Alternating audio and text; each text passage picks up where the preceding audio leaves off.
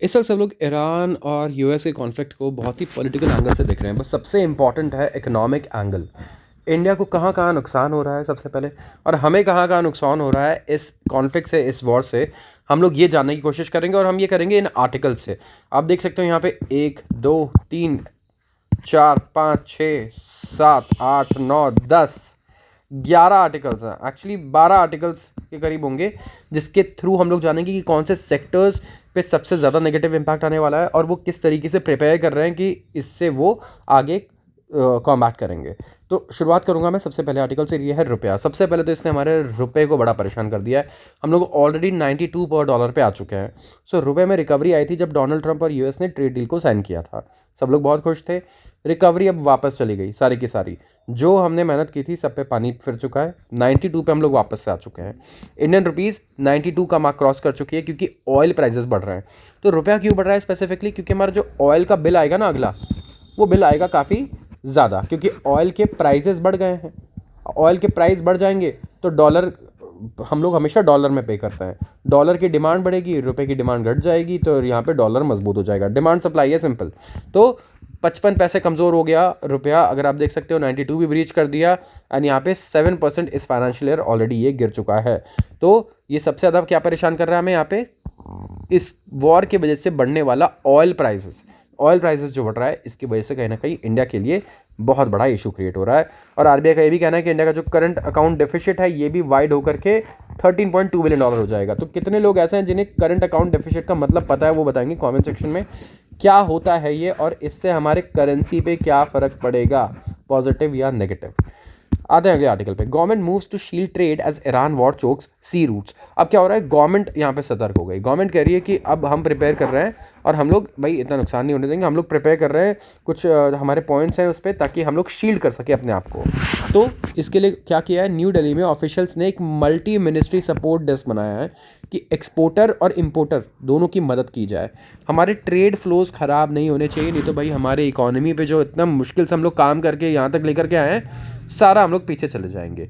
अब यहाँ पे जॉइंट स्ट्राइक्स हो रही हैं। तो सबसे पहले प्रॉब्लम क्या हो रहा है कि ग्लोबल ट्रेड में इशू आ गया है। मतलब सामान को अगर इंडिया में आपने बना रखा है, तो जो आपका डेस्टिनेशन है, आपका बायर है, वहाँ तक भेजना, और अगर आप कुछ खरीद रहे हैं तो सेलर से बायर तक यहाँ लाना, ये टफ हो चुका है। तो इसमें गवर्नमेंट यहाँ पे मदद करने की कोशिश कर रही है। और बहुत बड़ा एक्सपोजर हमारा मिडल ईस्ट में है, वेस्ट एशिया में।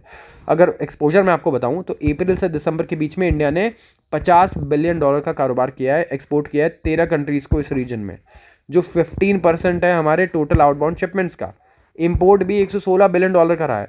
तो बहुत बड़े ट्रेडिंग पार्टनर है ये, और हम लोग इस तरीके से नुकसान नहीं होने दे सकते हैं। आप ये देख सकते हो दुनिया भर में स्टॉक मार्केट भी नीचे है। यहाँ पे यूरो स्टॉक्स, हांगसेंग हांगकॉन्ग, FTSE 100, ये आई थिंक अपने लंदन का हो गया, यूके का, निक्केई हो गया जापान का, निफ्टी 50 इंडिया का, S&P यूएस का, सब रेड में है।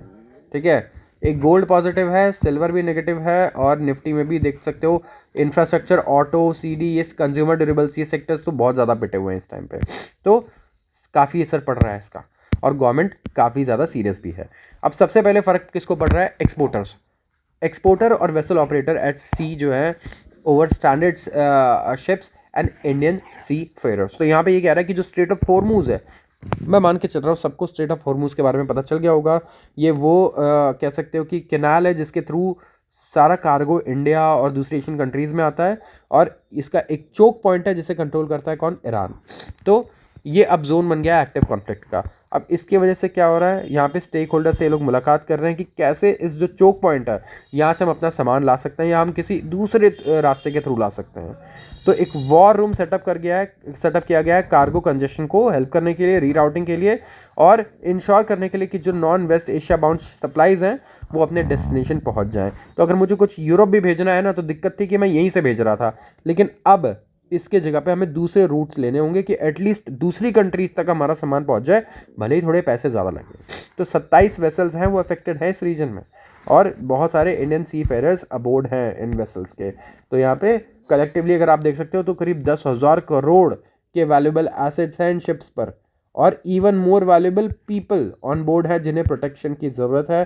तो सबसे पहले हम लोग काम कर रहे हैं इस पर कि हम कहीं ना कहीं इन सारी चीज़ों को सॉर्ट करें कि हमारे कितने सी फेरर्स इस टाइम पे उस जगह पर फंसे हुए हैं, और हमारा कितने वैल्यूबल हमारा कार्गो है जो ऑलरेडी लोडेड है उन वेसल्स पे, उनको हम कैसे तक पहुंचा सकते हैं हमारे क्लाइंट्स तक।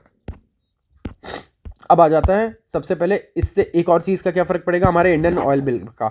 अब मैं पहले ही आर्टिकल में समझा चुका हूँ कि इसी की वजह से हमारा रुपया यहाँ पे कमज़ोर हो रहा है, क्योंकि आगे ऑयल का बिल बहुत बढ़ा सकता है, क्योंकि ऑयल के जो प्राइजेज़ हैं वो बहुत तेज़ी से ऊपर जा चुके हैं। तो ऑयल प्राइजेज़ बहुत प्रेशर में है, और ये देख सकते हो ये ग्राफ ऐसे ऊपर जा रहा है यहाँ से।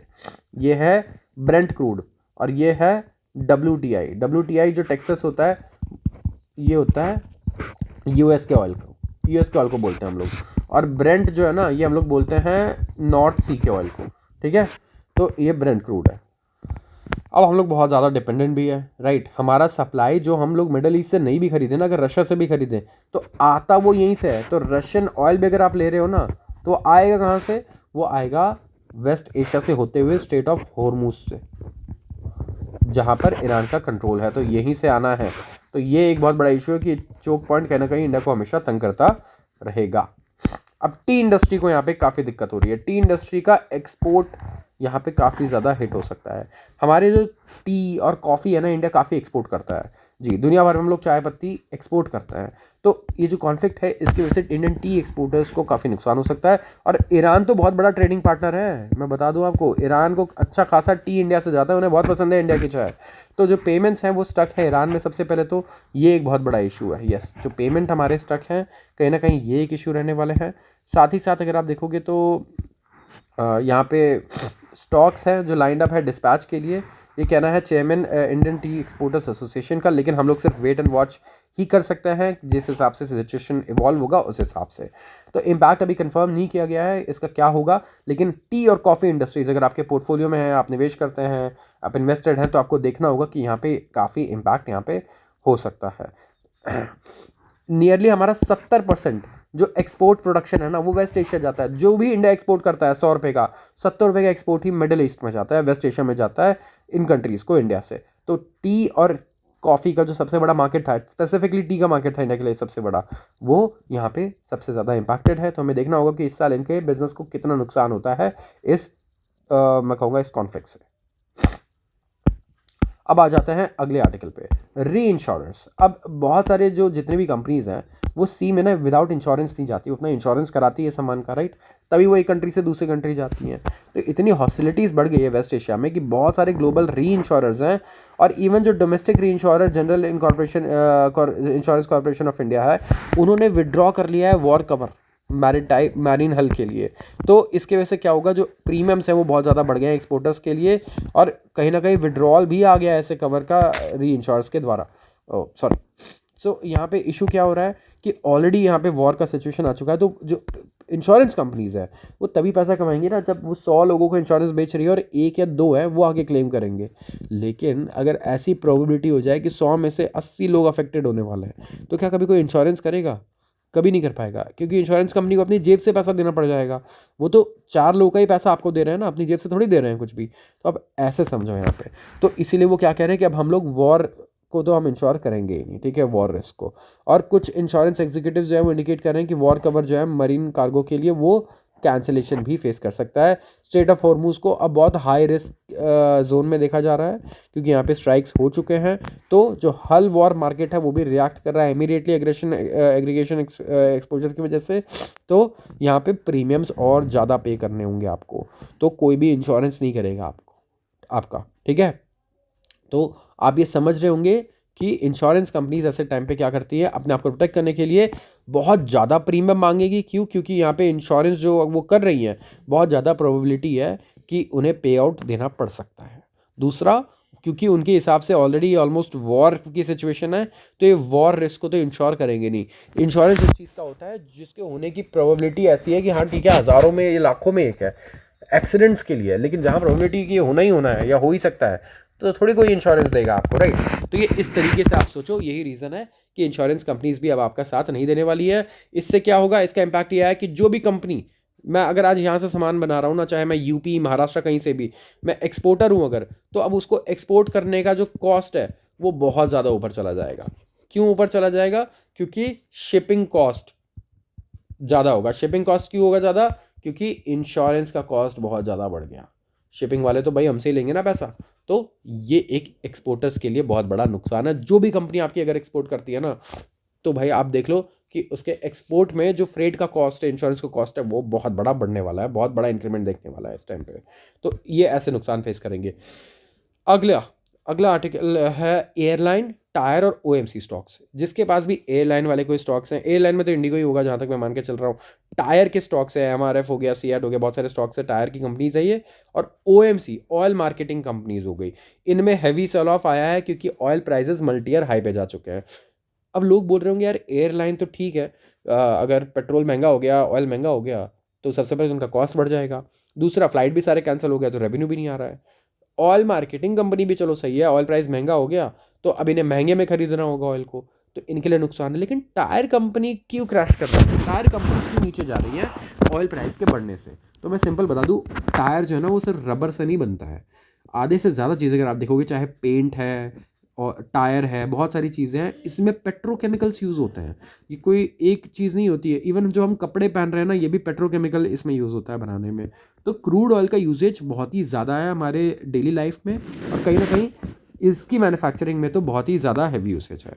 तो एयरलाइंस, टायर्स और paints and oil marketing companies, देखिए पेंट्स इसमें लिखा हुआ है, एंड ये सारे बोर कर रहे हैं the brunt of oil prices surging, जो ऑयल प्राइस बढ़ रहा है to multi year highs. Investor यहाँ पे रिस्क और अर्निंग्स के इम्पैक्ट को असेस कर रहे हैं कि आगे इनके अर्निंग्स पे बहुत ज़्यादा फर्क पड़ने वाला है और इनको सबसे ज़्यादा नुकसान कहीं ना कहीं होने वाला है। तो इनके स्टॉक्स आप देख सकते हो यहाँ पे, ये रहे एयरलाइन स्टॉक्स, ये रहे पेंट के स्टॉक्स, ये रहे रिफाइनरी और मार्केटिंग कंपनीज, और ये रहे टायर स्टॉक्स। 5-5, 6-6% नीचे हैं ये, ठीक है। एविएशन, टायर, पेंट, इनका बहुत हाई क्रूड लिंकेज है और यहाँ पे हैवी सेल ऑफ भी हुआ है due to heightened energy cost and logistic pressures. और इवन एयरलाइंस देखोगे, एयरलाइंस तो यार पूरी तरीके से पिटने वाला है। Of course we know that, क्योंकि एयरलाइंस में फ़्लाइट ही कैंसिल हो गई है मिडल ईस्ट की। डेली कितनी दुबई की फ़्लाइट्स होती थी, सऊदी अरबिया की फ़्लाइट होती थी, कितने इंडियन वहाँ से आते जाते हैं। तो ये जो जियोपॉलिटिकल क्राइसिस है, जब तक ये चलता रहेगा ना, ये 100% रिकवर नहीं हो जाता, पूरा सही नहीं हो जाता, तब तक एयरलाइंस तो ढंग से पैसा नहीं कमाने वाला है। अब ये मान के चलो, और ऑयल का प्राइस जब भी $5 बढ़ता है, उससे इंडिगो कंपनी जो एयरलाइंस है उसके 13% अर्निंग गायब हो जाती है, ठीक है। 13% अर्निंग्स खत्म हो जाती है सिर्फ $5 बढ़ने से ऑयल प्राइस के। तो कितना बड़ा प्रॉब्लम कॉस्ट साइड पे भी है जो डोमेस्टिक ऑपरेशन से रन करने वाले हैं। तो आप ये देख सकते हो, OMCs ऑयल मार्केटिंग कंपनी जैसे Bharat petroleum corporation, HPCL, BPCL, Indian oil, IOC, ये 3 से 4.5% मंडे को गिरे हैं, ठीक है, क्योंकि इनके अर्निंग्स पे नियर टर्म डेंट आने वाला है अगर प्राइस पास थ्रू जो है टू कंज्यूमर से कंस्ट्रेंट रहा तो। क्योंकि होता ही है कि गवर्नमेंट ना अगर दाम तुरंत से बढ़ जाए तो बढ़ाने नहीं देती इन कंपनीज को। क्यों? क्योंकि भाई फिर वोट कम मिलेंगे, इलेक्शंस में टेंशन होगी, ऑयल प्राइस बढ़ना, न्यूज़ पे आने लग जाएगा कि तेल के दाम बढ़ गए और महंगाई बहुत बढ़ गई है। तो इसीलिए क्या होता है, इसका खर्चा बेयर करना पड़ता है इन कंपनीज को। तो ये एक बहुत बड़ा इशू रहेगा, एंड इसीलिए ये इन कंपनीज के दाम भी नीचे जा रहे हैं। Piled up cargo, frozen orders hit textile industry. अब टेक्सटाइल इंडस्ट्री इससे बहुत परेशान है। कैसे टेक्सटाइल इंडस्ट्री को कैसे इम्पैक्ट कर रहा है, ये देखो। टेक्सटाइल इंडस्ट्री ने मंडे को कहा कि इनका जो एक्सपोर्ट है ना टू वेस्ट एशिया मार्केट, वो ऑलरेडी स्टक है इंडियन पोर्ट्स में। तो ऑलरेडी इंडिया में फंसा हुआ है वो। सबसे पहले तो जो आपने माल बना दिया, इन्वेंट्री बना दी, अब उसको कस्टमर तक नहीं पहुंचा पा रहे हो, यहीं कहीं पड़ा है। और जब तक ये जाएगा नहीं तब तक कैश नहीं आएगा आपके पास। अब आपको सैलरी देनी है, सब कुछ करना है, आपने सारा पैसा तो इन्वेंट्री में लगा दिया। तो कितना टफ है एक बिजनेसमैन के लिए, आप ये सोचो इस सिचुएशन को हैंडल करना। पैसा फिर वर्किंग कैपिटल के लिए भी उसे लोन लेना पड़ेगा। तो ये बहुत ज़्यादा परेशान करता है हमारे बिजनेसमैन को जो स्पेसिफिकली मैन्युफैक्चरिंग में काम कर रहे हैं। जो रीजन है वो 3rd लार्जेस्ट एक्सपोर्ट मार्केट है इंडियन निटवेयर इंडस्ट्री के लिए, कंट्रीब्यूट करता है 11% और 6,980 crore to total exports of 65,180 crore. तो बहुत बड़ा एक्सपोर्ट मार्केट है वेस्ट एशिया, करीब 8% है, और 5,500 करोड़ जो जाता है सिर्फ यूएई को। इतना बड़ा मार्केट तो यूएई में है सिर्फ हमारा। तो इसकी वजह से हमारे जो वेसल्स की वजह से टेक्सटाइल इंडस्ट्री बहुत इंपैक्टेड है, क्योंकि हमारा जो सामान है, इन्वेंट्री है, वो बन के फाइनल प्रोडक्ट रखा हुआ है लेकिन जा नहीं पा रहा है। तिरुपुर अगर आप देखो, यहाँ पे ज़्यादातर ऑर्डर्स जो थे वो थे रीजन, वो कोचीन पोर्ट से जाते हैं। जो मेजर कस्टमर्स हैं तिरुपुर के वो अपैरल ग्रुप्स हैं, लैंडमार्क, अलशाया ग्रुप हैं। तो यहाँ पे काफ़ी ज़्यादा स्ट्रेस है क्योंकि 15,000 करोड़ का काम ऑलरेडी हिट हो चुका है इस साल due to higher US tariff. अब यूएस टैरिफ जब कम हुआ तो उसके बाद अब मिडल ईस्ट में क्राइसिस आ गया, तो एक कस्टमर जब वापस आता है तो दूसरा चला जा रहा है यहाँ पे, राइट। टेक्सटाइल इंडस्ट्री ये इशू फेस कर रही है। तो ये टेक्सटाइल स्टॉक्स आप देखना, आपको नज़र रखनी होगी कि ये साल लग रहा था बहुत अच्छा होगा, लेकिन अब क्या सच में अच्छा होने वाला है या नहीं, या इसी तरीके इश्यूज जो है इसे परेशान करते रहेंगे। Indians press pause on Dubai real estate. अब बहुत सारे लोग बोलते थे कि दुबई का जो रियल एस्टेट है ना वो बबल बन चुका है, इतना महंगा हो गया है, 1 BHK पता नहीं कितने करोड़ का मिल रहा है। तो यहाँ पे बहुत लोगों का कहना है कि अब ये बबल बर्स्ट होने वाला है, और दुबई का जो रियल एस्टेट चार्म था वो जा चुका है, क्योंकि लोग मानते थे दुबई दुनिया की सबसे सेफ कंट्री है, स्विट्जरलैंड के बराबर है, अमीर लोग वहाँ HNI जा करके रहते थे। तो इससे क्या होता था, रियल एस्टेट महंगा हो गया, राइट, क्योंकि अमीर लोग वहाँ पे सेटल हो रहे हैं और लोग वहाँ रहना चाह रहे हैं, सेफ्टी भी है। लेकिन अब जब मिसाइल्स गिरी है वहाँ पे, तो अब कहीं ना कहीं लोग इतना सेफ नहीं है जितना हमने सोचा था। तो इंडियंस एक्सप्लोर कर रहे हैं दुबई का रियल एस्टेट मार्केट, एंड ये शिफ्ट हो चुका है इनटू वेट एंड वॉच। तो दुबई का रियल एस्टेट मार्केट यहाँ पे काफ़ी बड़ा शिफ्ट दिखा रहा है, और यहाँ पे वेट एंड वॉच मोड में आ चुके हैं इन्वेस्टर्स, क्योंकि इस टाइम पे तो पैसा लगाना नहीं चाहेंगे। तो इंडस्ट्री के जो स्टेक होल्डर्स है वो कह रहे हैं कि जो रिस्पॉन्स है वो रिफ्लेक्ट करता है caution and recalibration rather than withdrawal, जहाँ पे डिसीजन मेकिंग कहीं ना कहीं ये स्लो हो रही है temporarily instead of stalling all together. तो जो इवॉल्विंग जियोपॉलिटिकल सिचुएशन है इस रीजन में, अंडरस्टैंडेबली ये जा चुका है to short term caution. Investors अभी पैसा लेकर के बैठे हैं लेकिन पैसा लगा नहीं रहे हैं। स्पेसिफिकली इंडियन बायर्स की अगर मैं बात करूं, जहां पे स्लाइड पॉज है डिसीजन मेकिंग में एंड मोर सिलेक्टिव अप्रोच है टू एक्विजिशंस। यहाँ पे पहले लोग जल्दीबाजी में लेते थे कि रेट बढ़ रहा है, रेट बढ़ रहा है, जल्दी ले लो, जल्दी ले लो, लेकिन अब सिचुएशन जो है वो काफ़ी उल्टा हो चुका है। ऐसा लगता है काफ़ी उल्टा सिचुएशन हमें यहाँ देखने को मिल रहा है। तो इंडियन रैंक करते हैं टॉप बायर्स, दुबई में टॉप बायर्स हैं इंडियन लोग, एंड ये कंप्लीट नेचुरल रिस्पॉन्स है इस टाइम पे कि आप वेट एंड वॉच करो। जो बिल्डिंग में आप फ्लैट खरीद रहे हो, पता चला वो बिल्डिंग पे आके ड्रोन गिर गया, राइट। तो ये सारे रिस्क यहाँ पर हैं, एंड लेकिन लोगों का ये कहना है कि इसका कोई मीनिंगफुल इम्पैक्ट नहीं आने वाला है दुबई के प्राइसिंग में। एंड जो भी हम देख रहे हैं यहाँ पे एक ब्रीफ लॉजिस्टिकल पॉज है, नॉट अ स्ट्रक्चरल शिफ्ट। कोई स्ट्रक्चर नहीं बदला है रियल एस्टेट मार्केट का, सिर्फ कुछ दिन के लिए ये इशू रहने वाला है। तो ये कोई बहुत बड़ी चीज़ नहीं होगी, बट बहुत सारे लोग जो इन्वेस्ट करते हैं वो इससे डिसएग्री करेंगे। ऑटो कंपनीज को क्या फर्क पड़ रहा है? ऑटो कंपनीज कह रही हैं कि we are keeping an eye on the road. Indian automobile industry अब क्यों इंपैक्टेड है? क्योंकि सब लोग बोलते थे यार इंडियन ऑटोमोबाइल कंपनी बाहर एक्सपोर्ट नहीं करती है, बाहर घूमने जाओ तो इंडिया की गाड़ियां नहीं दिखती, लेकिन अब ऐसा नहीं है। अब अगर आप बाहर जाओगे तो आपको महिंद्रा की गाड़ियां दिखेंगी, आपको टू व्हीलर तो बहुत सारा दिखेगा, बजाज और TVS का। इन्होंने तो अफ्रीकन मार्केट और साउथ अमेरिकन मार्केट में बहुत बढ़िया ग्रोथ दिखाया है। तो इंडियन ऑटोमोबाइल कंपनी अब काफ़ी इंपैक्ट होगी इनसे, क्योंकि आप देखो बजाज और TVS कितना एक्सपोर्ट करता है, महिंद्रा कितना एक्सपोर्ट करता है, एक बार बैलेंस शीट उठा करके देखो। अब बियॉन्ड मारुति सुजुकी और Hyundai मोटर या अशोक लेलैंड की बात करो तो बहुत सारे ऑटोमोबाइल मैन्युफैक्चरर्स हैं जो लोकल प्रोडक्शन बेसिस जो है वो यूज़ करते हैं एक्सपोर्ट करने के लिए, और एक्सपोर्ट करते हैं वेस्ट एशिया में, जैसे सऊदी अरेबिया, UAE, ओमान और दूसरे गल्फ कंट्रीज़, GCC कंट्रीज़। जो शेयर ऑफ एक्सपोर्ट्स है मारुति सुजुकी का वो भी 3000 यूनिट है। मारुति यहाँ से 3000 गाड़ियाँ बेच रही है इंडिया से बाहर। तो इससे कोई मेजर डेट तो नहीं आएगा एक्सपोर्ट्स पे, लेकिन जो फ्यूल प्राइसेस बढ़ेंगे और रॉ मटेरियल के प्राइसेस बढ़ेंगे, डोमेस्टिक सेल्स को ये इम्पैक्ट कर सकते हैं, और इससे इलेक्ट्रिक व्हीकल में बूम आ सकता है जी। तो इलेक्ट्रिक व्हीकल को देखो फायदा भी हो रहा है इससे, क्योंकि ऑयल प्राइसेस अगर बढ़ते हैं ना तो लोग ऑयल से दूर भागेंगे और इलेक्ट्रिक की तरफ जाएंगे, क्योंकि इंडिया में ना आदमी माइलेज देखता है, एवरेज गाड़ी कितना दे रही है, चलाने का कॉस्ट कितना है वो बहुत देखता है। गाड़ी खरीदते वक्त वो 20,000 रुपये एक्स्ट्रा खर्च कर देगा, लेकिन गाड़ी चलाते वक्त वो हर रोज़ जो फ्यूल डलवा रहा है उसमें वो पैसा बचाना चाहता है। तो मारुति सुजुकी ने कहा कि हमारा तो 12.5% का एक्सपोजर है वेस्ट एशिया में हमारे टोटल एक्सपोर्ट्स का। हम क्लोजली मॉनिटर कर रहे हैं सिचुएशन को, एंड हमारा जो एक्सपोजर है वो बहुत ज़्यादा बड़ा एक्सपोर्ट रीजन नहीं है हमारे लिए, क्योंकि हम तो 100 कंट्रीज़ में अपना सामान बेचते हैं, तो ये तो कुछ भी नहीं है हमारे लिए, राइट। और इनका पोर्टफोलियो भी वेल डाइवर्सिफाइड है। निसान मोटर इंडिया ने पोजीशन किया है अपने चेन्नई फैसिलिटी को एज एक्सपोर्ट हब। तो निसान अपने चेन्नई की फैसिलिटी से काफ़ी गाड़ियां एक्सपोर्ट करता है, और यहाँ पे ज़्यादातर जो है ये ड्रिवन है बाय मैग्नाइट कॉम्पैक्ट SUV। तो सनी, माइक्रा, केक्स ये एक्सपोर्ट किए जाते थे ओवरसीज़ मार्केट में, वेस्ट एशिया में, लेकिन ये कहीं ना कहीं डिसकंटिन्यू कर दिया गया इंडिया में, तो ये प्रोडक्शन में है ही नहीं। तो मैग्नाइट जैसी कार जो है निसान के एक्सपोर्ट यूनिट से बाहर जाती है। होंडा भी एक्सपोर्ट करता है कुछ गाड़ियाँ टू वेस्ट एशिया, और यहाँ पे इन्होंने अपना एक्सपोर्ट बेस बनाया है ओवर द ईयर्स, लेकिन बहुत ज़्यादा बड़ा कुछ भी यहाँ पे नहीं है। तो कहीं ना कहीं इससे क्या फ़ायदा हो रहा है, इससे फ़ायदा हो सकता है ईवीज को। अगर ऑयल के दाम बढ़ गए ना तो सच में ईवी यहाँ पे डिमांड में काफ़ी आ सकता है। स्पेसिफिकली टू व्हीलर की बात करूँगा मैं, क्योंकि वो लोग ज़्यादा, टू व्हीलर वाले लोग ज़्यादा और कॉन्शियस होते हैं माइलेज को लेकर के। तो ये इस चीज़ पे हमें नज़र रखना होगा। अब इंडिया ने साइन किया है $1.9 बिलियन का uranium deal. Yes, uranium supply हम लोग ले रहे हैं किससे, कनाडा से। तो थोड़ा सा हटके है ये न्यूज़, लेकिन कैनेडियन कंपनी कैमको ने साइन किया है $1.9 बिलियन का अग्रीमेंट, और जहाँ पे हम ये लोग 22 मिलियन पाउंड यूरेनियम सप्लाई करेंगे न्यूक्लियर एनर्जी जनरेशन के लिए 2027 से 2035 के बीच में। डील आई है 2 महीने बाद, जब इंडिया ने ओपन किया न्यूक्लियर एनर्जी सेक्टर को प्राइवेट पार्टिसिपेशन के लिए, और हमने अपने लाइबिलिटी रूल्स को भी डाइल्यूट किया है।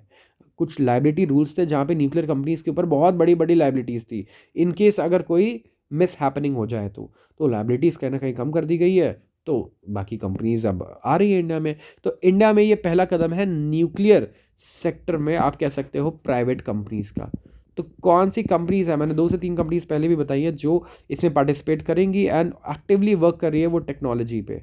ठीक है, इसमें से एक कंपनी तो LNT है, लेकिन और कौन सी कंपनीज है जो स्मॉल मॉड्यूलर रिएक्टर्स पे काम कर रही है, एक बार आप ये बताओ, देखते हैं कितने लोगों को ये पता है। तो आज के लिए बस इतना ही। अगर आपको पसंद आया हो तो आप वीडियो को लाइक कर दो, और आप चैनल को सब्सक्राइब कर दो अगर आप रोज़ ऐसे वीडियोस को देखना चाहते हो तो। Thank you.